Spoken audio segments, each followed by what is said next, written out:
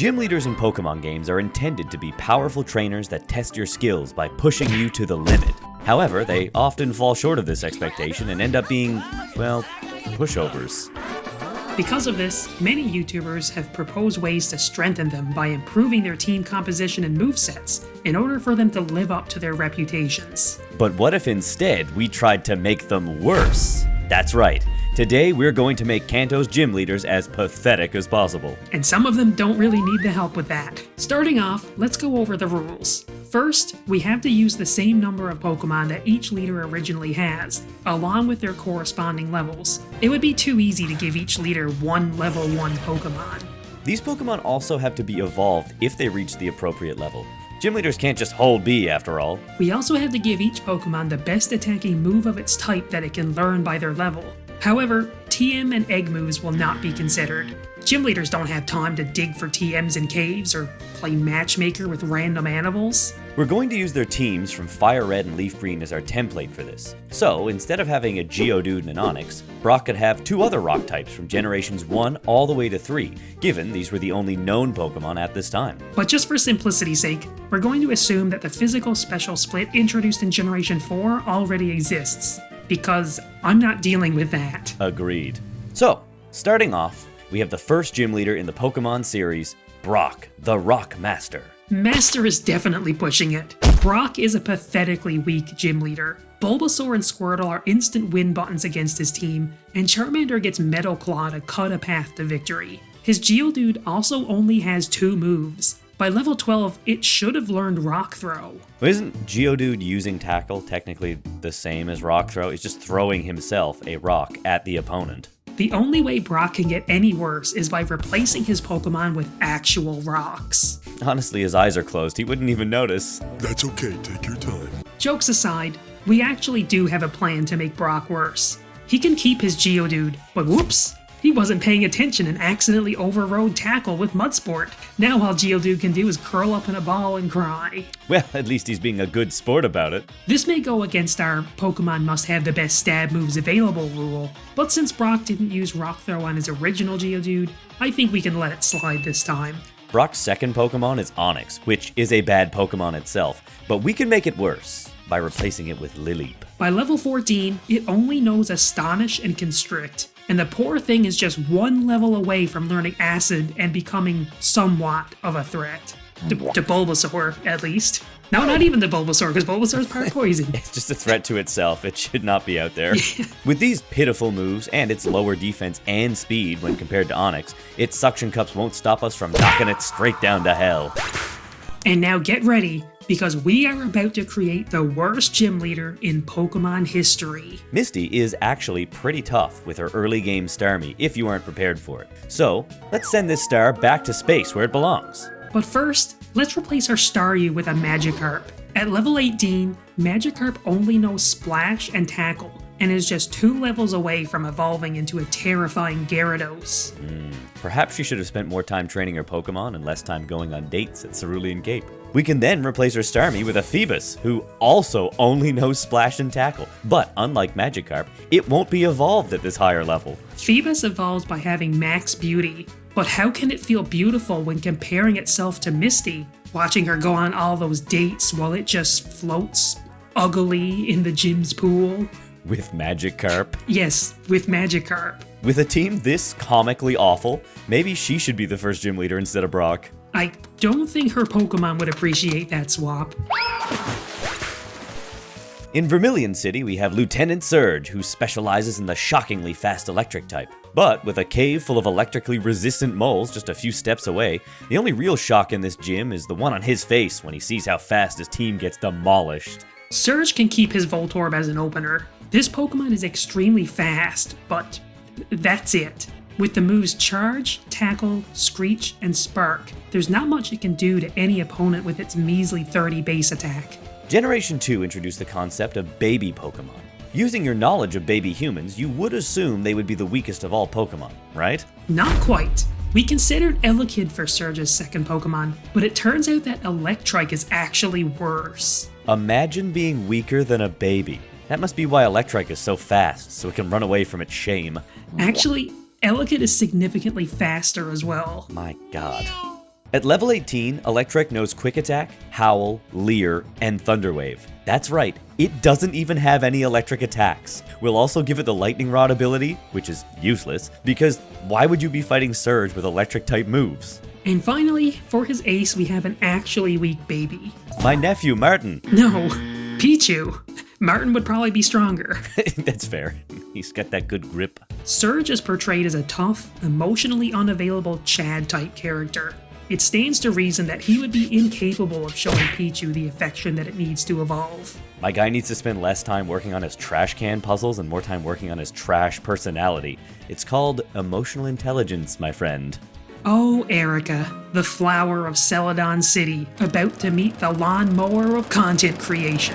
She can take a page from Brock's book and start with a Lily. Even at level 29, it still has terrible moves. After its original Astonish and Constrict, it only gains Acid and Ingrain since our last meeting.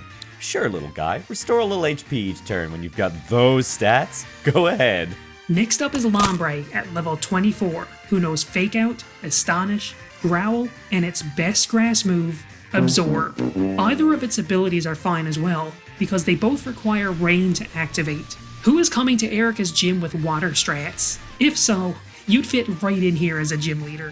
Her last Pokemon is a Sunkern. This guy doesn't evolve without a Sunstone, and, as a grass trainer, Erica doesn't believe in rocks. Well, she had a Victory Bell on her original team. Yeah, but that evolution stone had a leaf on it, and she got confused. Okay, Sunkern has some decent moves by level 29, but with those stats, it wouldn't matter even if it had a Turnitin. Razor Leaf, Worry Seed, Grass Whistle, Which is made completely useless by Worry Seed, by the way. and Endeavor. Wait, why Endeavor? That could actually be dangerous. Once again, please refer to the stats. Sunkern won't be alive to use it. Ah, so it's a useless endeavor.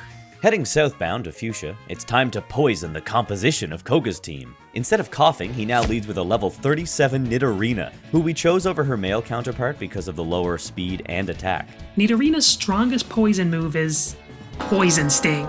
She can also have Fury Swipes, Growl, and Helping Hand, which is useless in a single battle. So really, she's just helping us. Next up is Haunter. This Pokemon has a terrifyingly high special attack. However, this isn't an issue if he has no special moves. This physical-based Haunter has Shadow Punch and Payback as its main attacks, because it learns absolutely no poison attacks through level up. But it does have Curse as a classic ghost strategy. But strategies can be bad. Using Curse basically ensures that Haunter will faint, since you'll probably be doing at least half of its HP in one attack anyway. As a treat, Haunter can have one special move that it just learned at level 39. Dream Eater. Whoopsie! That's useless without a way to inflict sleep in the first place. I guess Koga was dreaming when he thought he'd get to use this at all. Koga's second coughing is now a Weeping Bell. It has decent attacking power, but its strongest moves at level 37 are Vine Whip and Acid. Spoiler alert, Acid, at 40 base power, is Koga's strongest poison move. Ooh, that's a lot of pressure to put on one Pokemon. No wonder he's weeping. Koga's ace Pokemon at level 43 is now the menacing, terrifying, titan of all poison types, Quillfish. Oh no. Quillfish actually has a good attack stat, but a laughable special attack. And guess what? It doesn't learn its good physical moves until levels 45 and 49. So, this thing is stuck using Brine off of its paltry special attack, and Poison Sting, which only has 15 power. Pin Missile is also really weak. And just for funsies, let's give him Spit Up, a move that is entirely useless without knowing Stockpile. I hope Koga's got a stockpile of badges, because he's going to be spitting them up pretty often. Saffron City's Sabrina may be psychic, but the one thing she can't see coming? How we're going to decimate her team. She can keep her Kadabra as an opener. This thing has scary special attack, but that physical attack screams, I can't even open the door to a gym. I mean, why would it need to open a door? It knows Teleport. We can give Kadabra the physical move Psycho Cut as its main attack. It's technically the highest power move, so it stays within our rules. It also gets Teleport and Miracle Eye, as well as Roleplay. You know, so it can pretend to be a stronger Pokemon. Next up is Execute. This is another Stone Evolution Pokemon, so it's possible Sabrina just never finds one to evolve it. At level 37, Execute just learned Natural Gift. So, by using a Hold Berry, it can... Oh, never mind. It doesn't have hands, it can't hold a berry. We also give it Worry Seed and Sleep Powder, because it's funny, And finally, Confusion as its main damaging move. Sabrina's creepy Venomoth is now an even creepier Jinx. This abomination has very low attack and defense. Its moves are nearly all physical at level 38, and it doesn't even learn any psychic moves. This Pokemon has no place in the world, let alone on Sabrina's team. It has Ice Punch and Double Slap to work off that laughable 50 base attack, as well as Mean Look and Fake Tears. How are you going to look mean while also crying? And for the final Pokemon, instead of her terrifying Alakazam, we have Unknown. Do I even need to explain this one? It's a gimmick Pokemon with awful stats and only one move. Yeah, we're definitely giving her an L. At this point in the game, it's actually getting a little hard to create awful teams because most Pokemon are fully evolved by level 40. This is especially true for Blaine because there aren't many fire types in comparison to the others. His starting Pokemon is Houndoom, which may seem like a threat, but at level 42, its only special move is Ember. It has Beat Up and Fire Fang as attacking moves, drawing off Houndoom's lower attack stat. We also gave it Odor Sleuth and Roar, so he can identify the opponent, say, no thanks, and then force a switch so someone else can feint it. Blaine's next Pokemon is Strange. He has a Ponyta at level 40, which is the level that it should have evolved. So if we leave it alone, we can bypass our evolution rule, right? Is that okay? Well, hey, I'm not gonna look a gift horse in the mouth. Instead of Rapidash, Blaine now has a level 42 Growlithe. This was an easy pick because, needs a Firestone to evolve. Blaine lives on an island. Shipping costs too much to get some sent in. I guess we have to give it Flamethrower since Growlithe learns that at level 34. Okay, fine. But it's also getting Helping Hand, Odor Sleuth, and Roar. He learned the Smell and Scoot strat from Houndoom. Picking up bad habits from Big Brother. At a whopping level 47, Blaine's ace Pokemon is now Vulpix. This is the weakest possible fire type that he could have that isn't guaranteed to evolve by this level. Vulpix has terrible attack stats, so its Flamethrower is going to feel more like getting breathed on in the subway. Safeguard to protect against status moves won't be too helpful when you could just feint it with one good attack. And Imprison is just... who is coming in here fighting fire with fire? 8-year-old Peter. And for its final move, we have Grudge, which depletes the PP of the move that knocks the user out. Except at that point, the battle is just over. Guess again. And now it's time to humiliate the final gym leader in Kanto, Giovanni. This is our biggest challenge yet, with a total of 5 Pokemon to nerf. Giovanni starts with a level 45 Gligar. There's a reason why this guy got an evolution in Gen 4. It is not good. This flying ground type does not get any flying or ground moves. Does it get any type moves? Any what moves? Type moves. No. How are its computer skills? Average at best. 400 words per minute. They're all spelt wrong. What do you expect? He's only got 2 fingers. He's trying to type with them big meaty claws. Yeah, every type is like 5 or 6 letters. My god, he's so fast. Boss, I pierced the computer again.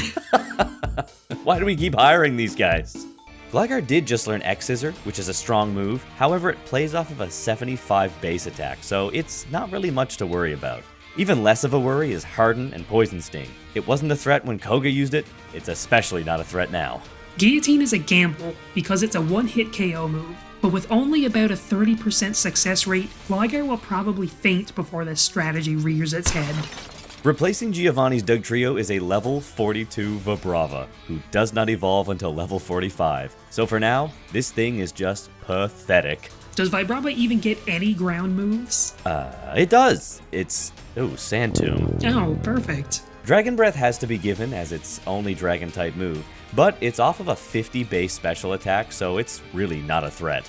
We also gave it Supersonic and Sonic Boom, which only does 20 damage. Next up is Dugtrio at level 44.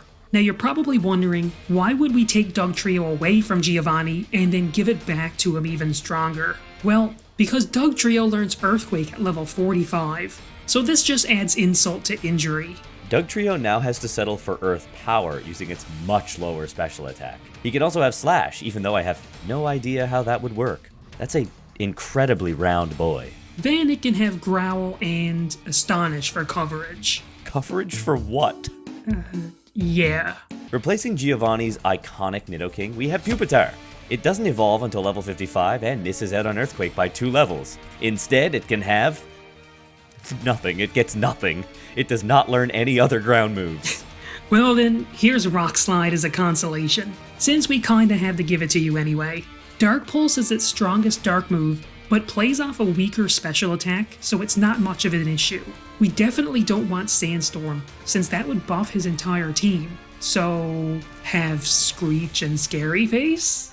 And now, for the final Pokemon of Kanto's Gym Challenge, a level 50 Onix.